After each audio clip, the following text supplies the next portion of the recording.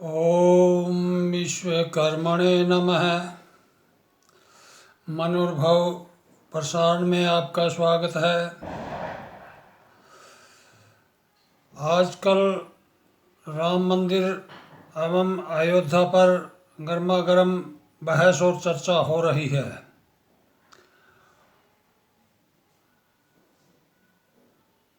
बाईस को नहीं, 23 जनवरी को सार्वजनिक दर्शन शुरू होंगे अयोध्या में। 22 जनवरी को वीवीआईपी ही जा सकते हैं। 23 को कपाट खुलेंगे आम जनता के लिए। इतनी ठंड में भी 100 डिग्री तापमान पर सोशल मीडिया और टीवी चैनलों पर गर्मा गर्म बहस व चर्चा का विषय बना हुआ है अयोध्या मंदिर और राम मूर्ति। सभी साधु संत, नास्तिक आस्तिक, जगत गुरु शंकराचार्य, पीएम-सीएम, मंत्री, नेता, सरकार पक्ष और विपक्ष में चर्चा का एवं बहस का विषय बना हुआ है। होना भी चाहिए। लगभग 500 वर्षों से कलंक साफ होने का दिन आया है। देश विदेश में भी यह दिवस हिंदू जागृति दिवस के रूप में प्रत्येक साल मनाना चाहिए। दूसरी दिवाली के रूप में हर वर्ष यह 22 जनवरी को मनाना चाहिए। जितने भी इस कार्य में जरा सा भी किसी का योगदान है वह प्रशंसा के पात्र हैं, चाहे मोदी जी हो, चाहे सुप्रीम कोर्ट हो या कोई अन्य हो। लेकिन उन बलिदानों जिन्होंने बलिदान दिया है 1992 से पहले एवं 1992 तक हजारों लाखों हिंदुओं ने इस दिन के लिए बलिदान दिया था। वह उनके बारे में बहुत कम चर्चा है। 1992 में ज्ञात व अज्ञात भक्तों ने जो बलिदान दिया है उनको सादर सुमन अर्पित एवं 500 साल से लाखों जिन्होंने प्राण दिए हैं उन प्राणों के बदले में आज मूर्ति रामचंद्र की उसमें प्राण प्रतिष्ठा हो रही है।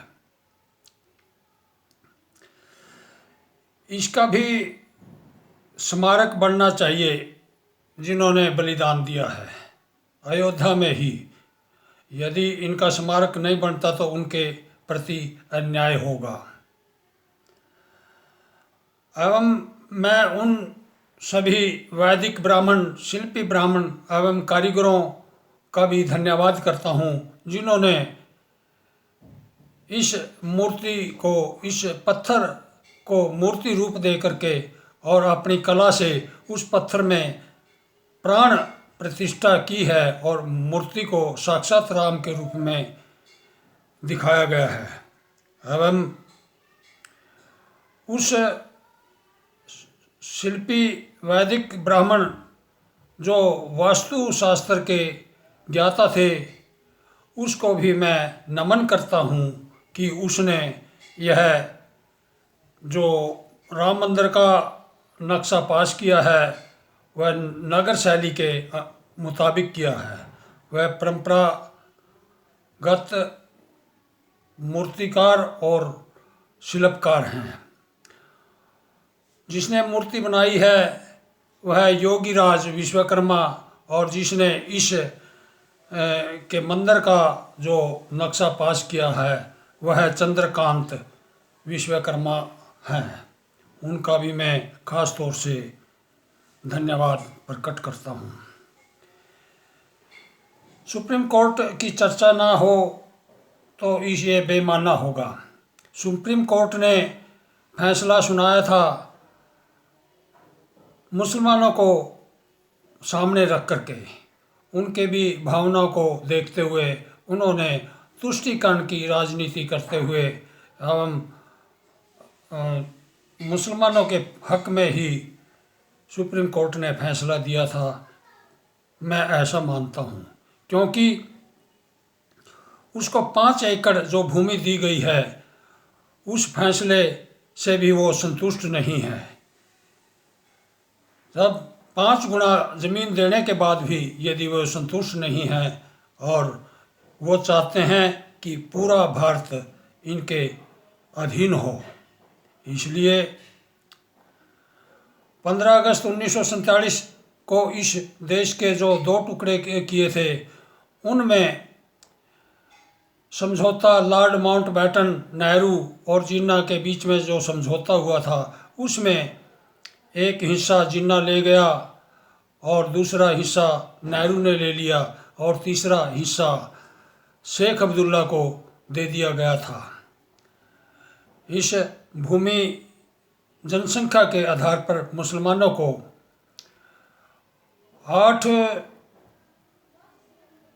लाख के करीब 8,81,993 वर्ग किलोमीटर की जो भूमि का टुकड़ा दिया था वह जिन्ना को दे दिया गया और बाकी का नेहरू ने रख लिया। लेकिन जो मुसलमान यहीं रह गए उनको यहाँ भी उतना ही हिस्सा मिला और इनके बदले का हिस्सा भी पाकिस्तान को दे दिया गया और आज भी ये भारत की बहुत बड़ी भूमि पर काबिज हैं। आज इनके पास 8 लाख की बजाय 12 लाख वर्ग किलोमीटर के लगभग ज़मीन है। इन्होंने दोनों तरफ से, अर्थात मेरा कहने का तात्पर्य ये है, जो यहाँ से मुसलमान पाकिस्तान चले गए थे उनकी ज़मीन वो वक्फ बोर्ड को वक्फ करके चले गए। वो ज़मीन वक्फ बोर्ड के पास है, ना कि किसी हिंदू या सरकार के पास।